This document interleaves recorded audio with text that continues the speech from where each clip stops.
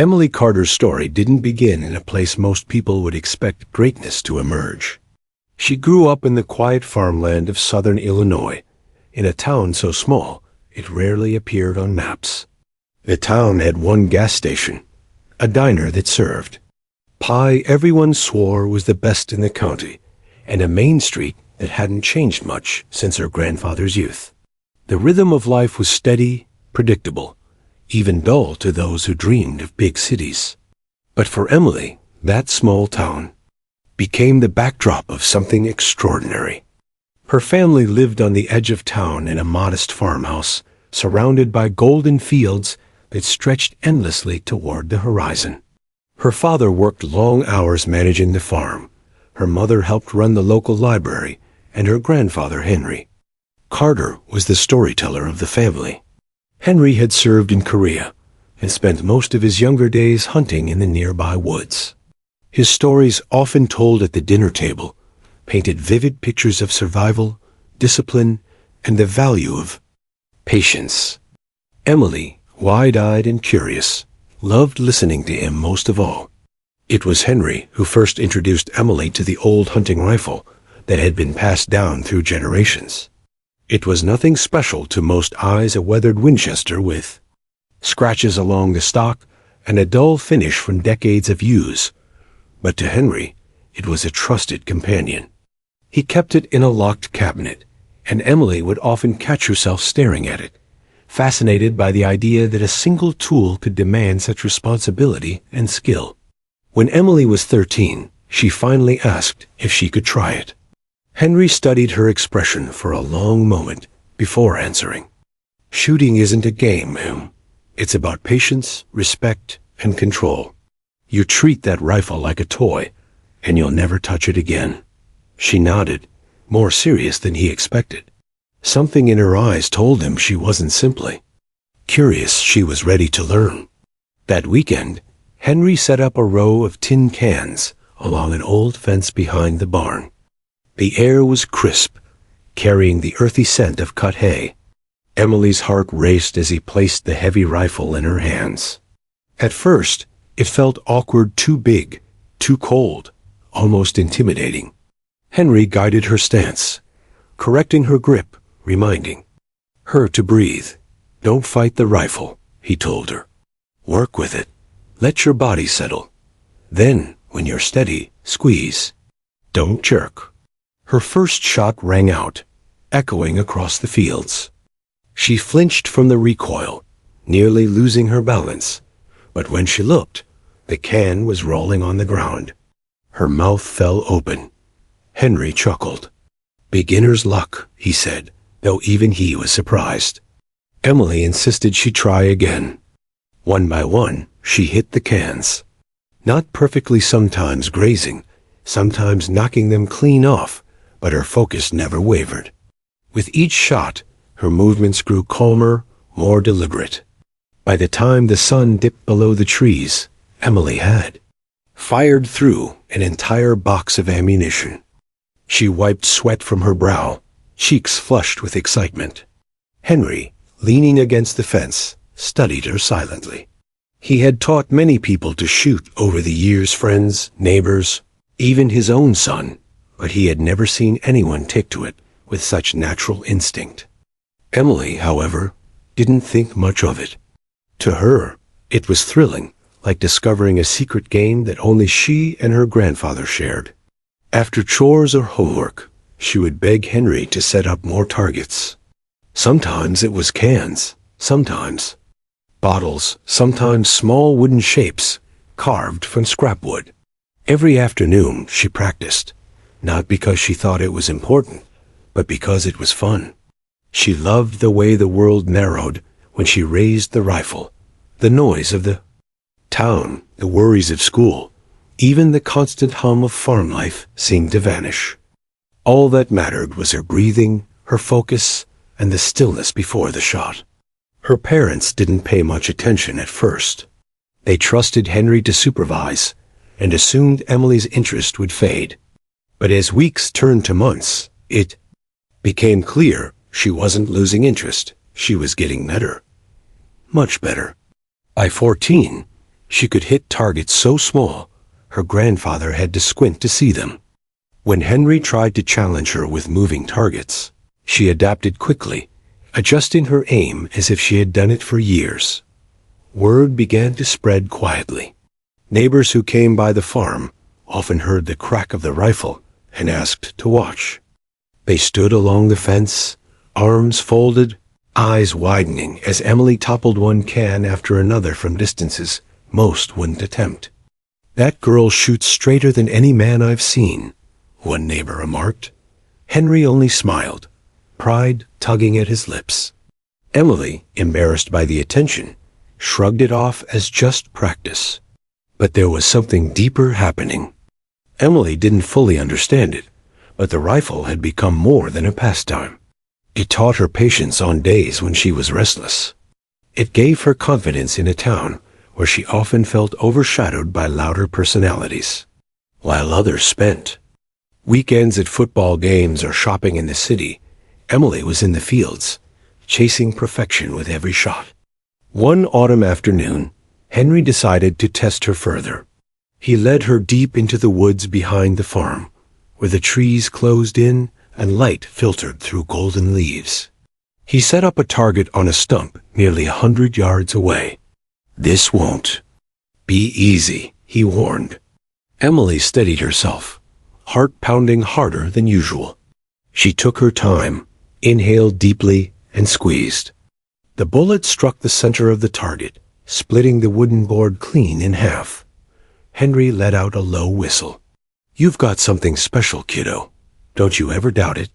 Emily grinned, but in her heart, she didn't yet grasp what he meant. To her, it was still a game, still practice. She didn't realize that with every shot, she was building instincts and discipline most people trained years to master. As the years passed, the old rifle became an extension of her. Summers were marked by long afternoons at the range, winters by early mornings when she braved the cold just to keep her skills sharp. Henry remained her biggest supporter, watching with quiet satisfaction as she grew more confident. Sometimes, he'd catch her reloading quickly, moving with the rhythm of a seasoned marksman, and he'd shake his head in disbelief. For Emily, life continued much the same. She went to school, helped with chores, spent time with friends, and practiced when she could. But the small town began to notice. People talked. Teachers mentioned her in passing. The sheriff stopped by to joke that he hoped she never aimed his way, and the local newspaper once ran a short piece calling her the sharpshooting farm girl. Emily laughed, embarrassed, but secretly proud. Yet despite the growing attention, she never thought of it as more than a hobby.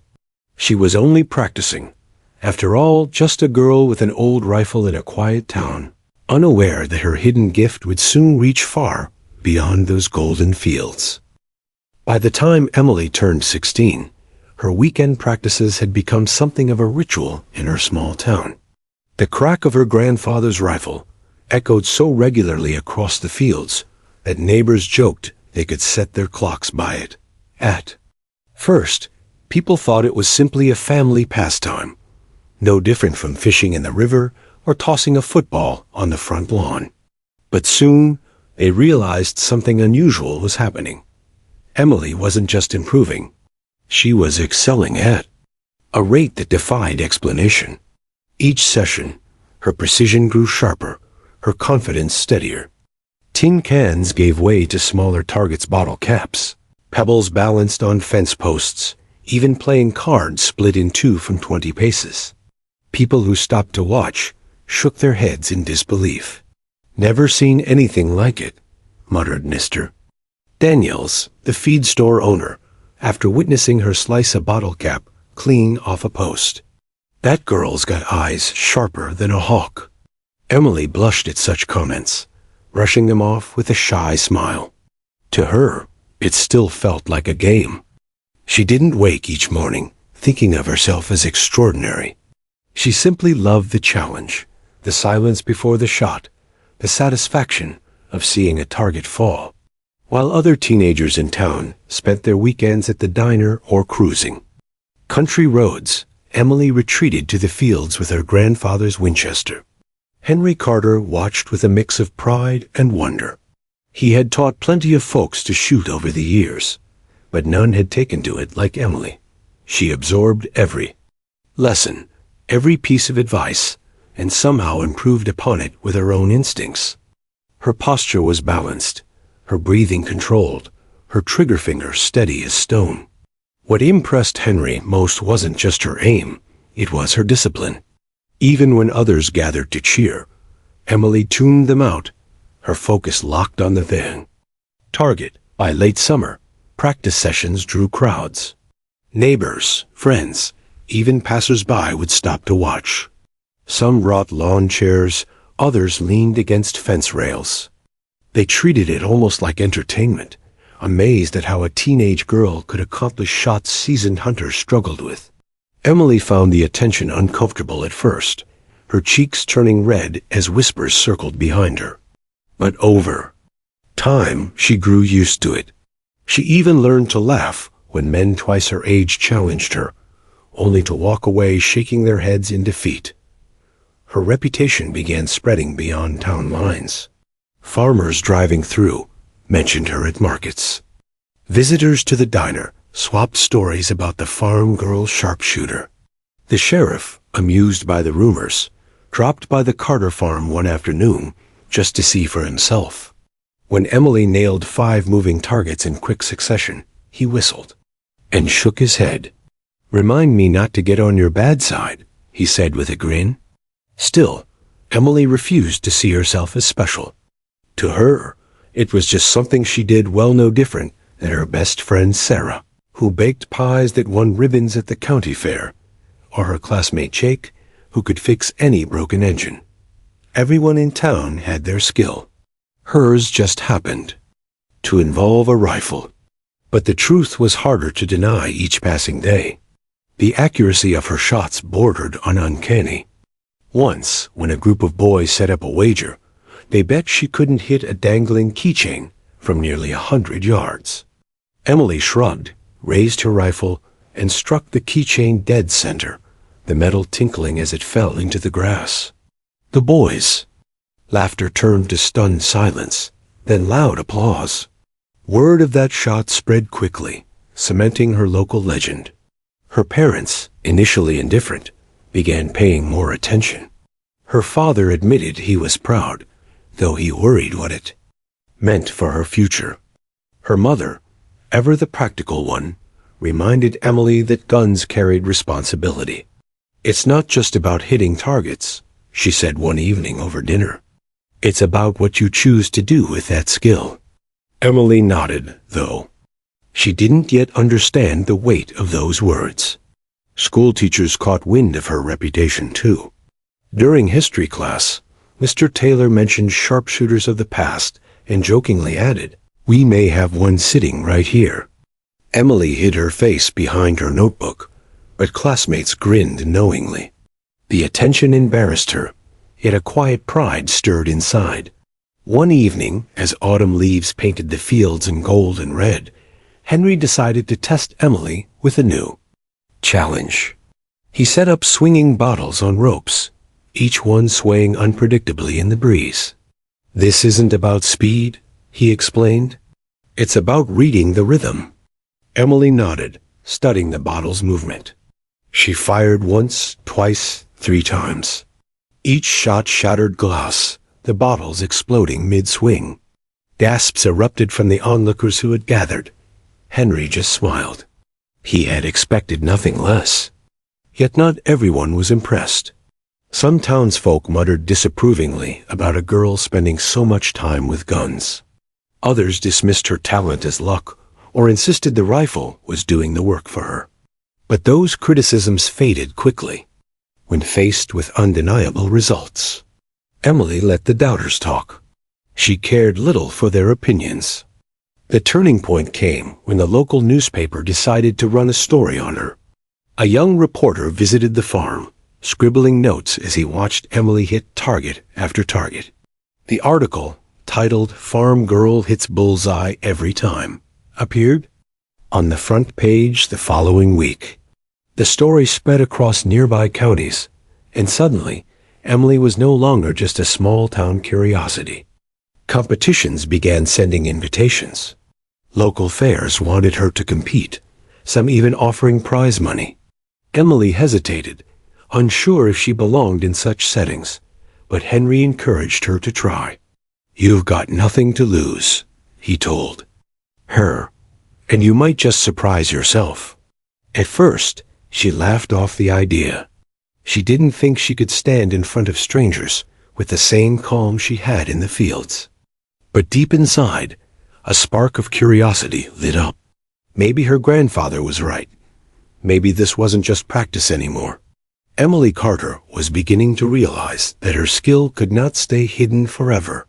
The cans, bottles, and caps in her backyard had been witnesses to something extraordinary. The whispers in town had turned into a chorus. And though Emily still insisted she was just practicing, the truth was clear to everyone watching. Her talent was no longer something the world could ignore. The Carter farm had long been Emily's arena, but by the time she was 17, her grandfather insisted it was time to test her skills in front of strangers. "Practice in the fields is one thing," Henry told her one morning as they stacked hay bales. "But real pressure comes when people are watching, when every eye is waiting for you to miss. That's how you'll know what you're made of." Emily frowned. The idea of shooting in public made her stomach twist. It wasn't that she doubted her ability, but she dreaded the attention. In her quiet town, gossip traveled faster than the wind. If she failed, everyone would know. Still, Henry persisted. And when the flyer for the county fair's annual shooting contest arrived in the mail, he placed it on the kitchen table without a word. Emily picked it up, read the bold letters, and sighed. The county fair was the biggest event of the summer. Farmers, shopkeepers, and families from all across the region came for food stalls, livestock competitions, and carnival rides. The shooting contest, though, held a certain prestige. It wasn't just a sideshow, it was tradition. Dozens of seasoned hunters, military veterans, and hobby marksmen entered every year, each hoping to take home the silver-plated trophy and the modest cash prize that came with it. When Emily told her parents she was considering entering, her father raised an eyebrow. "That contest's full of men twice your age, who've been shooting longer than you've been alive," he said. "They won't take kindly to being beaten by a girl." Her mother placed a gentle hand on her shoulder. "But if anyone can surprise them, it's you." On the day of the fair, Emily wore jeans and a faded plaid shirt, her hair pulled into a braid. Henry carried the Winchester in its worn leather case. They walked past rides spinning with flashing lights, booths selling funnel cakes dusted in sugar, and barns echoing with the bleats of goats and the lowing of cattle. Emily tried to ignore the cheerful chaos, her focus locked on the contest grounds at the far end of the fairgrounds. The range was set up on a wide, open field lined with hay bales for safety. Wooden targets stood at varying distances, painted with bright red bullseyes. A crowd was already gathering, clapping and cheering as competitors tested their rifles. Emily hesitated at the edge of the crowd, suddenly wishing she could melt into the background. Henry nudged her. "Remember, kiddo, it's just you, the rifle, and the target. Block out the rest." She nodded, swallowing hard. When the announcer called for new contestants to register, Emily stepped forward. The man behind the table glanced at her, then at the rifle case Henry carried, and smirked. "Name?" "Emily Carter," she said softly. He scribbled it down without comment, but the men nearby chuckled. "This ought to be good," one muttered. Another leaned to his friend and whispered loudly enough for Emily to hear. "Probably thinks this is like throwing darts at the diner." Emily's cheeks burned, but Henry squeezed her shoulder. "Let them talk," he murmured. "Your rifle will do the talking soon enough." When her turn came, Emily stepped to the line. The Winchester felt steady in her hands, familiar and comforting. The first target was set at 50 yards. She took a breath, blocked out the murmurs from the crowd, and squeezed the trigger. The bullet struck dead center. A ripple of surprise went through the onlookers. The second round pushed targets to 75 yards. Again, Emily fired, each shot clean and precise. By the third round, whispers turned into cheers as she nailed targets at 100 yards with effortless accuracy. The men who had scoffed earlier now stared, arms crossed, jaws tight. One contestant, a burly hunter with a camo cap, shook his head in disbelief. "She's lucky," he muttered, though his voice betrayed doubt.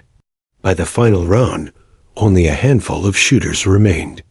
The targets were smaller now, barely larger than bottle caps, set at distances that tested even the best marksmen. Emily steadied herself, ignoring the pounding of her heart. She aimed, breathed, and fired. The bullet struck true, splitting the tiny circle in two. The crowd erupted. One by one, the others faltered. Some missed entirely, others grazed the edges, but none matched Emily's precision. When the announcer tallied the scores, the result was undeniable. Emily Carter had won. The field fell into a stunned silence, broken only by the announcer's booming voice. "Ladies and gentlemen, your county fair champion, Miss Emily Carter." Applause thundered across the field. Strangers cheered her name. Children pointed in awe, and even the sheriff tipped his hat with a grin. Emily's face flushed crimson as Henry handed her the trophy. She could hardly believe it. The defeated competitors shook her hand stiffly, though some refused to meet her eyes. A few muttered excuses about faulty rifles or bad luck, but most simply stared at her with newfound respect. As Emily and Henry left the range, people approached to congratulate her. "Never seen shooting like that," said one farmer. "You've got a gift." Emily smiled awkwardly, still in disbelief. To her, it had been just another day of practice only this time. The practice happened in front of a crowd. But as she glanced back at the line of competitors, still murmuring among themselves, she realized something had shifted. Her secret talent was no longer just a backyard pastime. The world beyond her farm had seen it, measured it, and applauded it. And though Emily still told herself she was just practicing, deep down, she felt a spark ignite, a sense that this was only the beginning. The morning after the county fair, the Carter kitchen buzzed with unusual excitement. The silver-plated trophy sat on the table between the salt shaker and a plate of scrambled eggs. Emily had polished it twice already, still half convinced the judges would knock on the door and demand it back, claiming some mistake. But the inscription was clear: County Fair Shooting Champion, Emily Carter. Her father teased her gently. "Well, champ, what's next? You gonna hang that thing in the barn?" Her mother smiled warmly.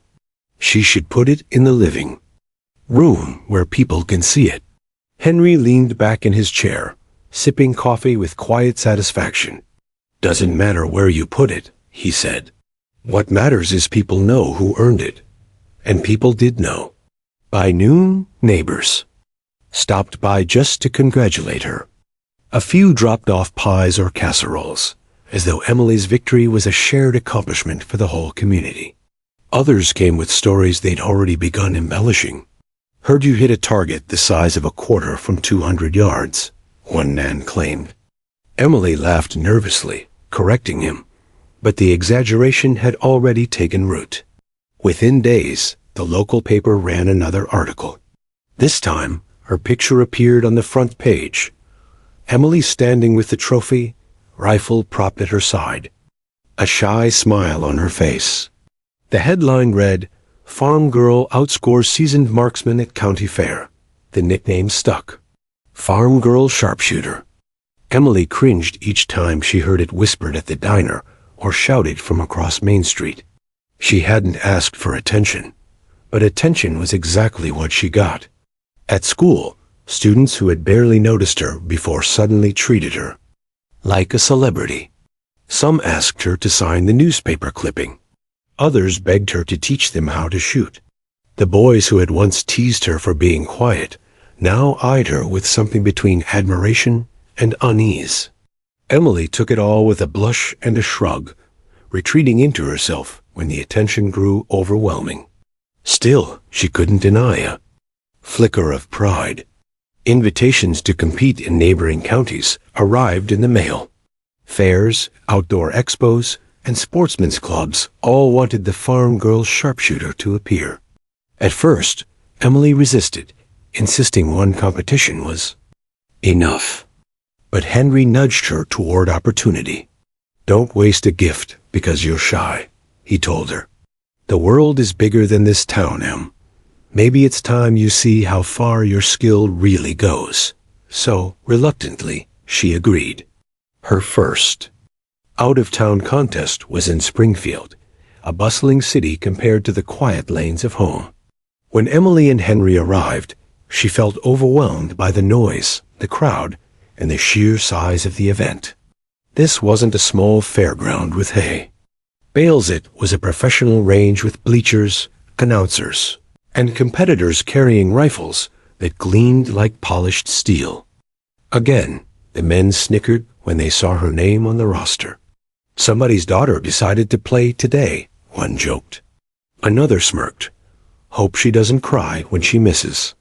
Henry's jaw tightened, but Emily stayed calm. She had grown used to doubt. The competition began, and Emily fell into her familiar rhythm. Breathe, steady, squeeze. Targets fell, one after another. At first, the crowd murmured politely. Then the murmurs grew louder, replaced by cheers as her shots outshone even the most seasoned marksman. By the final round, the announcer's voice shook with excitement. "Ladies and gentlemen, Emily Carter is breaking the record." When the scores were tallied, Emily stood at the top. Not only had she won, she had set a new mark for accuracy. At the longest distance, the crowd roared. Some shook her hand eagerly. Others stared in stunned silence. Reporters snapped her photo, jotting notes furiously. The next day, headlines proclaimed, "Small town teen breaks regional shooting record." Emily returned home to find her town buzzing even louder. A diner posted her newspaper photo on the wall. Children ran around with sticks, pretending to shoot like Emily Carter. Even the sheriff, who had joked before, now spoke of her with serious respect. But the most surprising visitor came one Saturday afternoon when a truck pulled into the Carter driveway. A tall man stepped out, wearing a faded cap and walking with the stiff gait of someone who had seen combat. His name was Jack Wallace, a retired Marine sniper who had served overseas. "I've heard a lot about you," he said, shaking Emily's hand firmly. His grip was calloused, his eyes sharp and calculating. "Thought I'd come see if the stories were true." Henry welcomed him warmly, recognizing him from town gatherings. Emily, nervous but curious, agreed to demonstrate. She set up a few targets at different distances. Jack watched quietly as she fired, his expression unreadable. When she finished, hitting every mark with flawless precision, he crossed his arms and gave a slow nod. "Kid, you've got something people spend years trying to learn. Instinct, control, calm under pressure. You can't teach that, it's born in you." Emily shifted uncomfortably. "It's just practice," she said. Jack shook his head. "No, it's more than that. I've trained soldiers who couldn't do what you just did. You've got a gift, and you ought to think hard about what you want to do with it." His words lingered in Emily's mind long after he drove away. As autumn settled in, Emily found herself competing more often. Each victory drew larger crowds.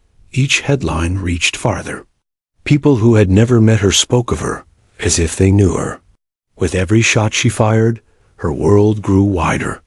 Yet through it all, Emily remained the same girl who had once lined up tin cans on a fence post, heart pounding as she squeezed the trigger. She still returned home to do chores, still laughed with her best friend Sarah at the diner, still listened to her grandfather's stories by the fire. But deep inside, something had shifted. For the first time, Emily began to wonder if her practice was preparing her for something greater than she had ever imagined. The first chill of winter had crept across Illinois by the time Emily returned from her latest competition, the trunk of Henry's truck rattling with another trophy. The farmhouse kitchen table was beginning to look like a showcase silver. Cups, polished plaques, and even ribbons from smaller contests. Each one bore her name, and though Emily tried to play down the achievements, her grandfather would grin proudly and line them up for visitors to see. Not bad for a girl who said she didn't like attention, Henry teased one evening, sliding a steaming mug of cocoa toward her. Emily smiled faintly. I never wanted it. I just liked to shoot. And that was the truth. Winning was nice. The applause was flattering, but at the core, Emily's drive hadn't changed since those early days of plinking tin cans behind the barn. She loved the focus, the stillness, the way the world seemed to pause in the seconds before she pulled the trigger. Yet the world around her had certainly changed. By early spring, Emily's name was appearing not only in small-town papers, but also in statewide sports columns. Reporters described her as a rising prodigy and a girl who never misses. Invitations poured in from competitions across the Midwest. Some promised cash prizes. Others offered sponsorships from firearm manufacturers. Emily declined most of them, overwhelmed by the scale. But Henry urged her to accept at least a few. Opportunities don't knock twice, he reminded her. You don't have to say yes to all, but you can't say no to everything. So, Emily chose carefully, entering contests that felt challenging but not overwhelming. She trained daily, rising before sunrise to practice in the frosty air, her breath visible as she lined up her shots. Each session, she pushed herself harder, smaller targets, longer distances, faster reloads. Henry watched quietly, never pushing, simply providing ammunition and steady encouragement. Her dedication paid off. At the state championship in Peoria, Emily faced the toughest competitors she had ever seen. Men with decades of hunting, law enforcement, and even military experience lined up beside her. Their rifles gleamed with custom scopes, precision stocks, and modifications worth thousands of dollars. Emily carried her grandfather's weathered Winchester, the same rifle she had used since the beginning. The announcer's voice carried across the arena as the contest began. Round after round, competitors fell away, missing shots under pressure. Emily, calm and unshaken, matched the rhythm of her breathing to each pull of the trigger. The targets grew smaller, the distances greater. At 200 yards, she still struck dead center. At 300, when many shooters faltered, she adjusted for wind and delivered a perfect hit. By the final round, it was down to Emily and a decorated marksman named David Harlow, a former state champion with a reputation for ice-cold nerves. The crowd buzzed with anticipation. The final challenge was notorious. 10 shots at 10 steel plates, placed at random distances, timed for accuracy and speed. David went first. He struck 9 of 10 plates, each shot crisp and clean. The crowd applauded, confident the veteran had sealed his victory. Then Emily stepped to the line. Her pulse thundered in her ears, but her hands remained steady. One by one she fired, each shot ringing true. 8, 9, then 10. All plates struck. And not only had she hit every plate, she had done it faster. Then David, the arena erupted. Reporters rushed forward, flashes exploding as Emily was declared the new state champion. The scoreboard confirmed it. She had not only won, but broken the standing record by a margin that stunned the judges. That night, Emily sat in her hotel room, the trophy resting on the nightstand. She stared at it, a mixture of disbelief and quiet awe swirling inside her. Henry, seated in the chair by the window, broke the silence. "You know what this means, don't you?" he asked softly. Emily shook her head. "Just another win?" He smiled. "No, kiddo. You've just put yourself on a much bigger map." He was right. Unbeknownst to Emily, her performance had caught the attention of more than just reporters. In the crowd that day were two men who didn't clap or cheer. They watched quietly, taking notes, exchanging glances as Emily shattered records. They weren't sportsmen or journalists. They were military recruiters, tasked with scouting talent in unexpected places. To them, Emily was more than a novelty. She was an anomaly, a teenager with instincts rivaling trained snipers. As she left the arena that night, they filed their reports, her name entering a database that tracked potential candidates for elite programs. Emily, of course, knew nothing of this. She returned to the farm, back to chores, schoolwork, and quiet evenings. The trophies accumulated, but she treated them as souvenirs rather than stepping stones. Her friends teased her playfully, her classmates whispered in awe, but Emily kept her feet firmly on the ground. Still, the competitions grew larger, the stakes higher. At a national qualifier in St. Louis, she once again stunned crowds, hitting a moving target at 400 yards a feet, even professionals rarely achieved. The shot earned her another record, this time drawing coverage from national media. Headlines labeled her the Midwest Miracle. Interviews followed, though Emily stumbled through them awkwardly, unused to cameras and microphones. After one particularly grueling contest, Henry took her aside. "You realize people will keep expecting more," he warned gently. "The higher you climb, the more eyes will watch, and not all of them will be friendly." Emily sighed, exhaustion etched in her face. "I don't want to be a celebrity. I just want to shoot." Henry chuckled. "That's the thing about gifts, Em. Sometimes they choose a bigger stage than we'd like." And bigger stages were indeed waiting. One evening, as Emily cleaned her rifle at the kitchen table, her mother brought in a letter. The envelope bore no return address, only a seal Emily didn't recognize. Inside was a neatly folded invitation to demonstrate her skills at a private facility.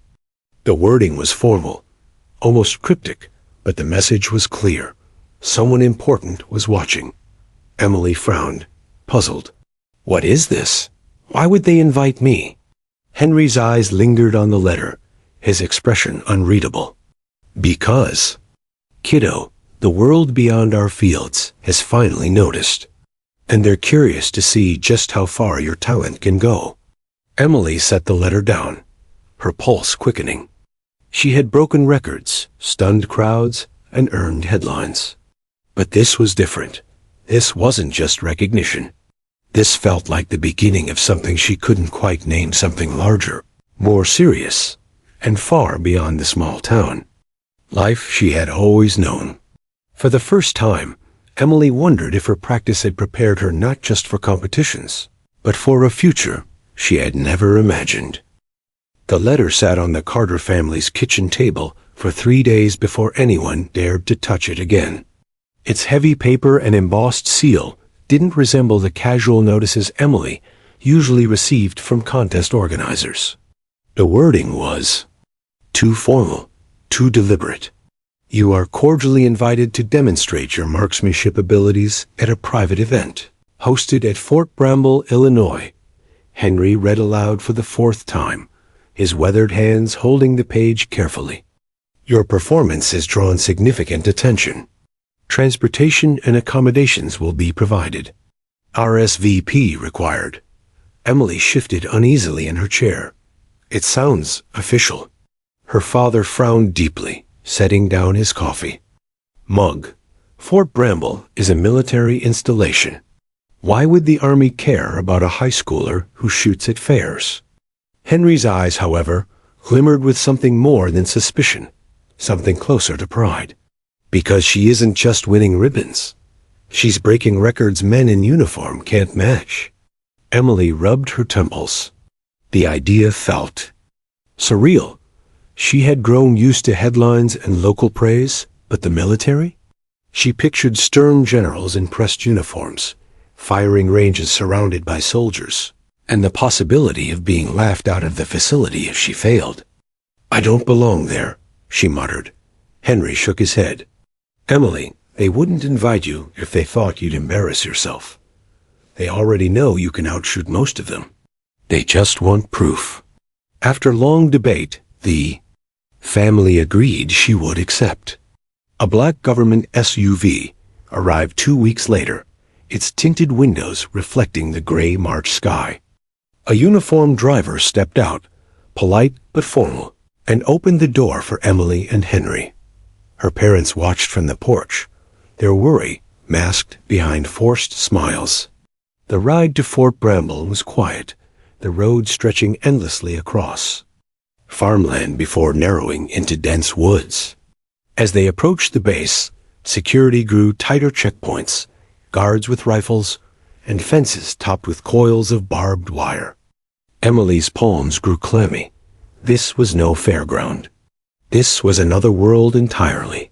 Inside the gates, the SUV rolled past rows of barracks, training fields, and obstacle courses. Soldiers jogged in formation, their cadence calls echoing in.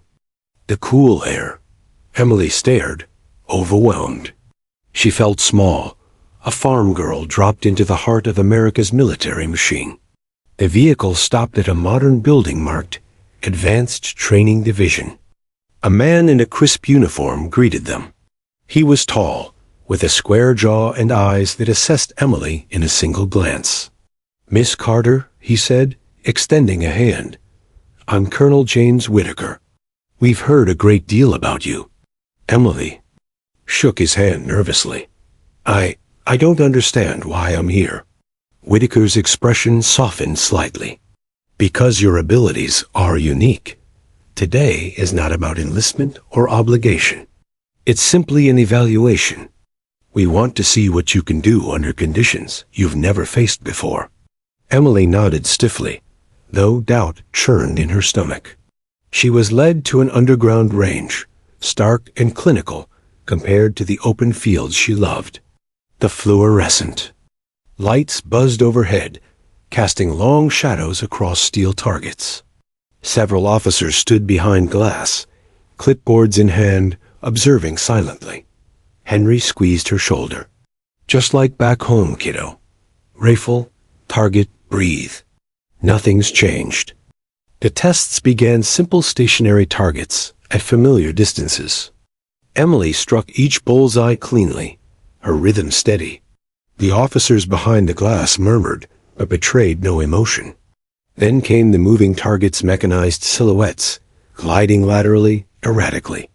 Emily adjusted instinctively, calculating speed and trajectory without hesitation.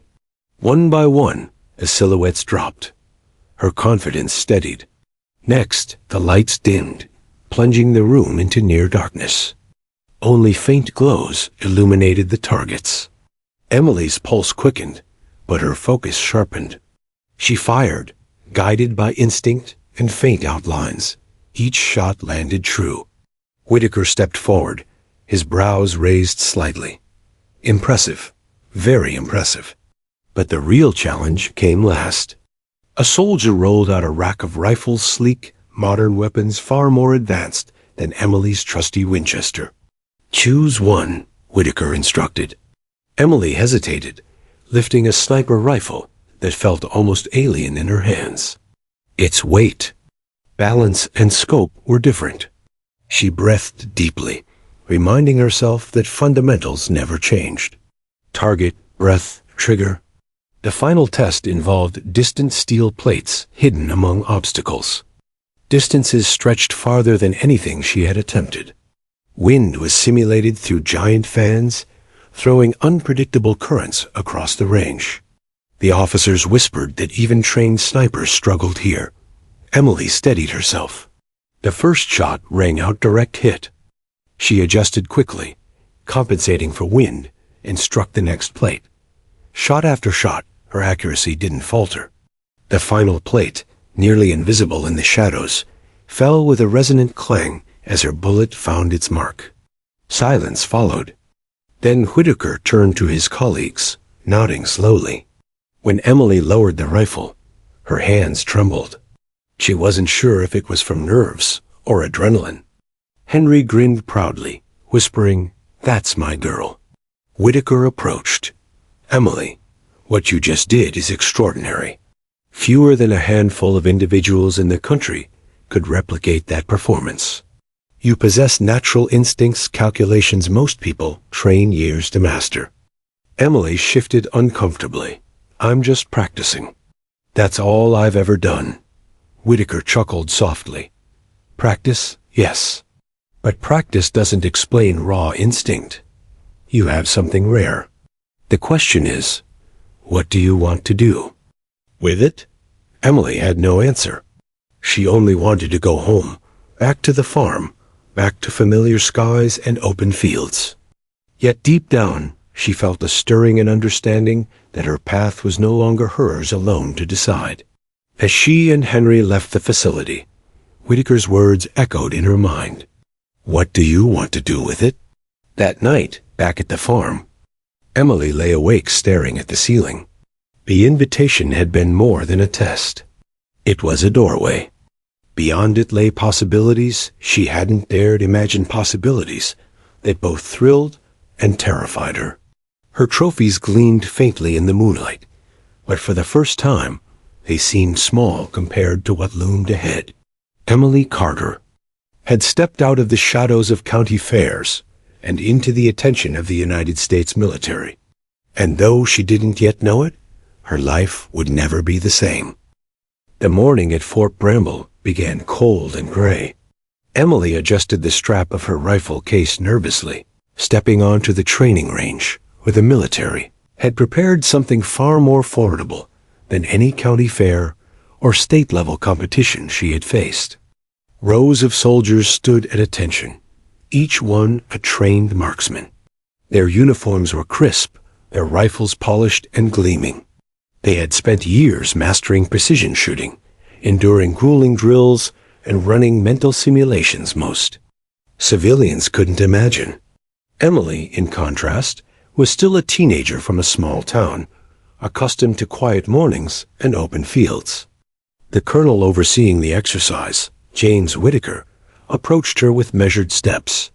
"Miss Carter," he said, his eyes studying her closely. "Today, you'll demonstrate your ability under conditions that challenge even our best soldiers.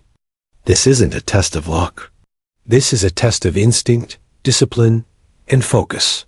Emily nodded, gripping her grandfather's rifle tightly. Despite the unfamiliar environment, the weight of the weapon felt reassuring.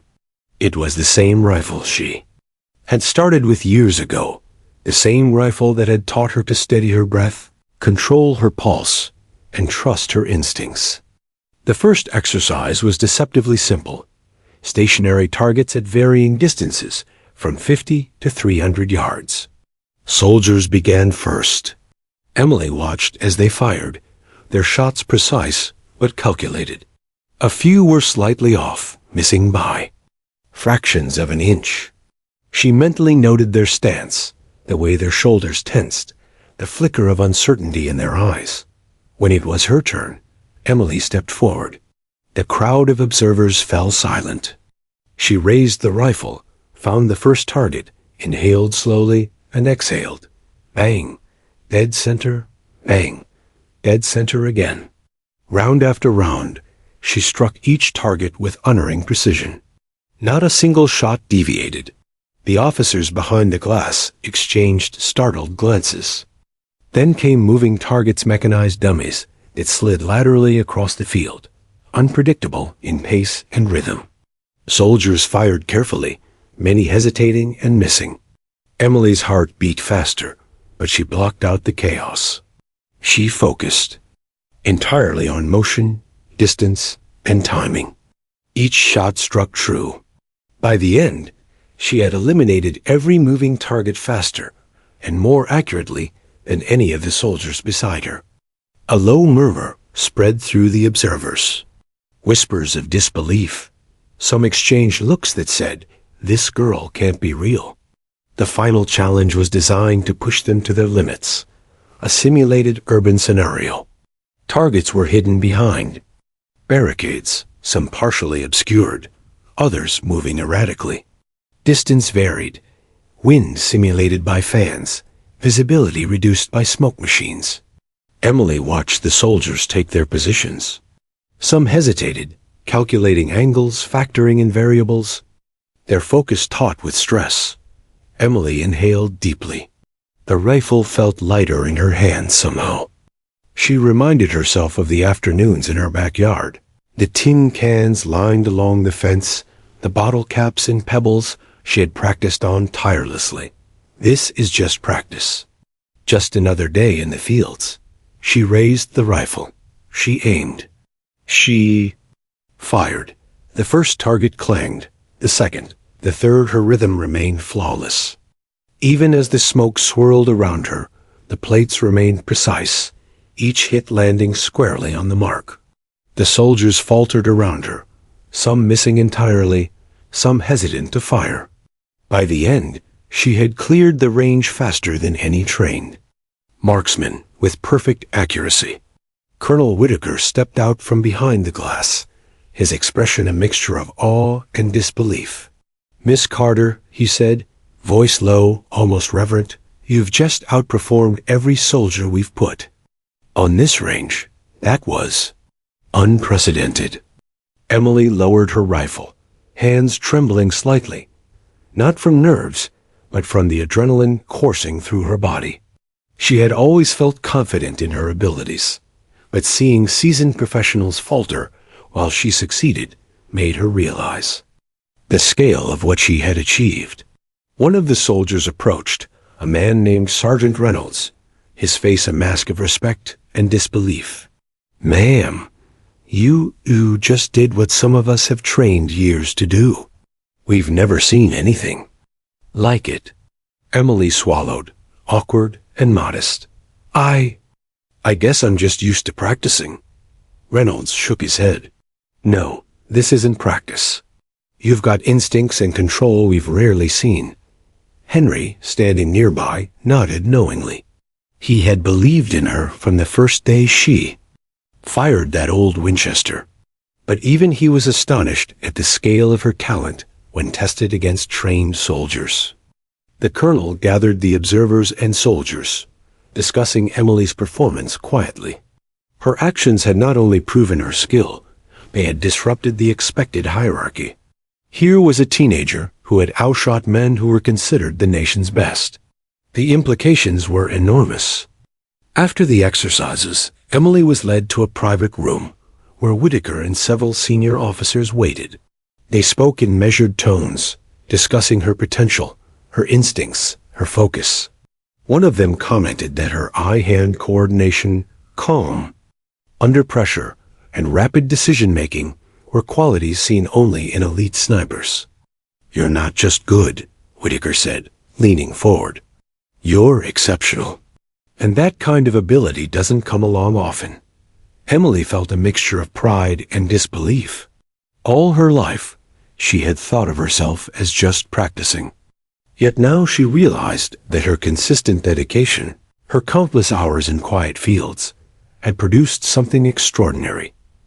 Henry, standing by her side, whispered quietly, "See? I told you. Practice matters."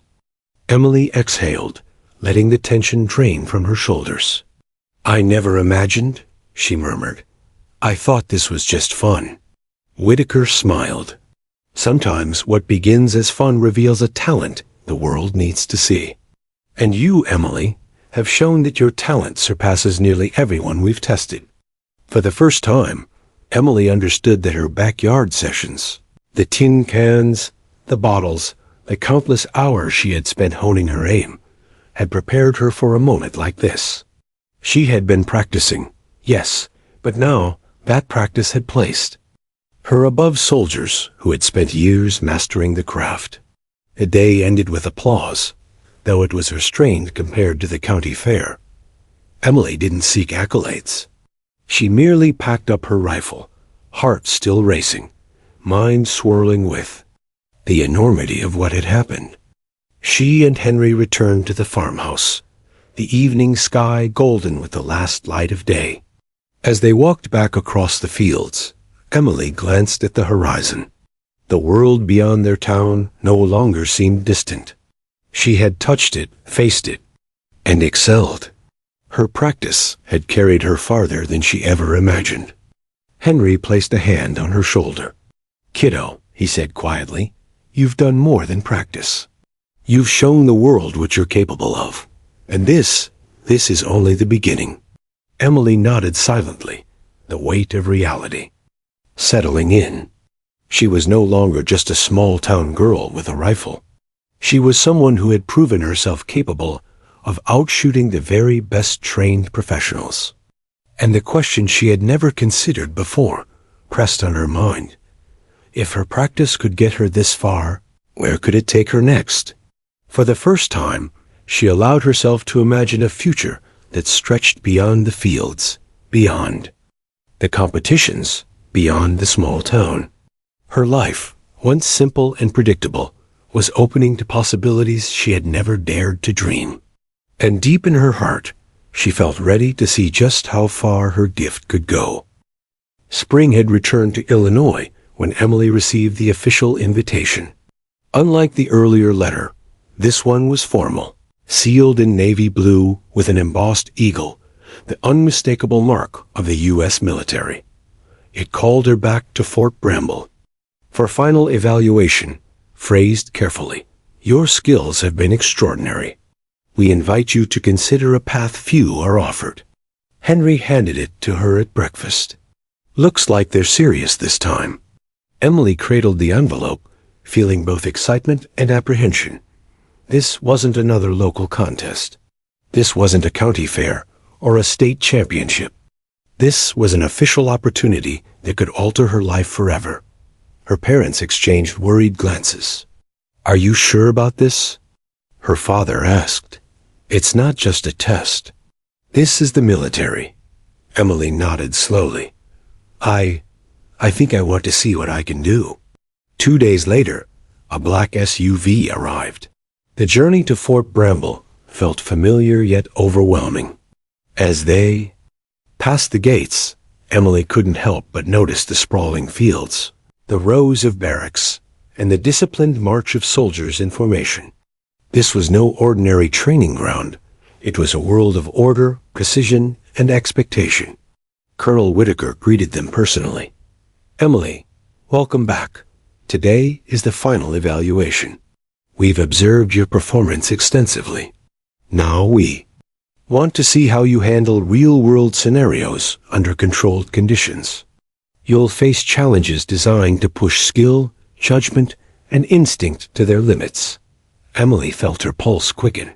She had already outshot seasoned soldiers, broken records, and amazed everyone in the room. Yet this moment felt different. This wasn't just about accuracy. It was about proving that her gift could withstand intense pressure, unpredictability, and the demands of elite training. The evaluation began with long-range precision tests.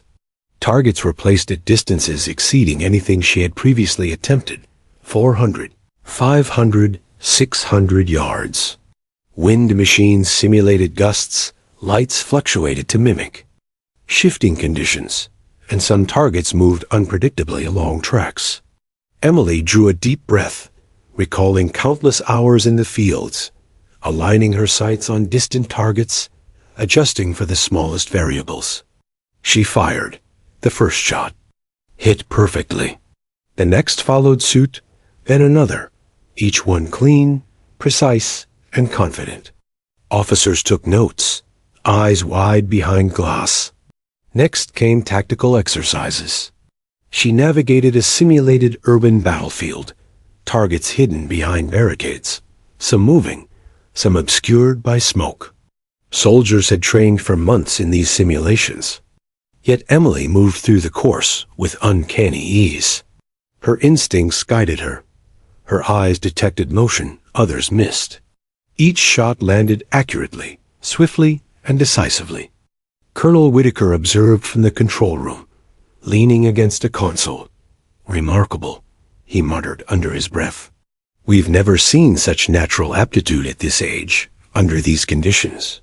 After the exercises, Emily was taken to a briefing room where senior officers analyzed her performance. The words were carefully chosen, clinical yet impressed. She was described as possessing instinctive precision, exceptional situational awareness, and composure under pressure. They spoke in tones of respect that contrasted sharply with the skeptical laughter she had heard in small town contests. Emily sat quietly, absorbing the gravity of what had just happened. Her hands were steady, but her mind raced. All her life, she had been practicing. She had lined up tin cans, bottle caps, and targets of all sizes. She had believed these were just games, methods to pass time and satisfy curiosity. And yet, every moment of practice had led her here into a room where the U.S. military itself recognized that her talent was extraordinary. Whitaker entered, breaking the silence. "Emily, what you've accomplished is rare. We're not looking for casual participation. We're considering a path that few ever walk, a program designed to cultivate your skill at the highest level." Emily swallowed. She thought of her friends back home, the quiet fields, the farmhouse, the life she had always known. Stepping into this program meant leaving that world behind. She would train under the strictest conditions, face dangers she hadn't imagined, and dedicate her life to something far larger than herself. I need time to think," she said quietly. Whitaker nodded. "Of course. This is a decision no one should rush. But understand this, your potential is extraordinary. Few have ever displayed such natural talent, combined with composure, focus, and discipline at your age." Back at the farmhouse, Emily wandered through the fields at sunset, rifle slung across her back. She reflected on every shot, every target she had ever faced. From tin cans to moving bottles, from county fairs to national competitions, each moment of practice had prepared her for this very decision. She realized she was no longer a small-town girl who shot for fun. She was a sharpshooter recognized as one of the best in the country, and the world, perhaps even her nation, was waiting to see what she could do. Her grandfather, walking beside her, said nothing at first. Then gently, "You've always loved the challenge, Emily. You've always worked harder than anyone knows. Whatever path you choose, don't forget that this skill belongs to you, first and foremost. The rest will follow." Emily nodded, feeling the weight of responsibility settle in her chest. She remembered the first time she had held Henry's rifle, nervous and uncertain. She remembered every practice session, every victory, every failure. And she realized something profound. Practice wasn't just preparation, it was transformation. By morning, she made her decision. The day was clear and bright, sunlight scattering across the fields like gold. Emily felt a quiet resolve as she packed her belongings, carefully placing her trophies and medals into a box. Each one symbolized a step on the journey that had brought her here. When the SUV arrived to take her back to Fort Bramble, her parents stood at the porch, tears in their eyes. "We're proud of you," her father said simply. Her mother nodded, voice trembling. "You've always had something special, Emily. Go show the world." Henry embraced her, holding her tightly. "Remember, practice made you this good. Never stop." Emily smiled softly. "I won't." As she stepped into the vehicle, the horizon stretched endlessly before her. The fields, the barns, the quiet town she had called home faded into the distance. Ahead lay a world of possibilities, challenges, and a purpose she had never imagined. She was still the girl who had loved lining up tin cans in the backyard. But she was also something more, a sharpshooter, recognized as exceptional by those who had spent lifetimes honing their craft. And in that moment, Emily understood that practice had been more than play. It had been preparation for greatness. The military had discovered what she had always known, even if only in the quiet moments of the fields. Emily Carter could outshoot them all. And now, the real journey was just beginning.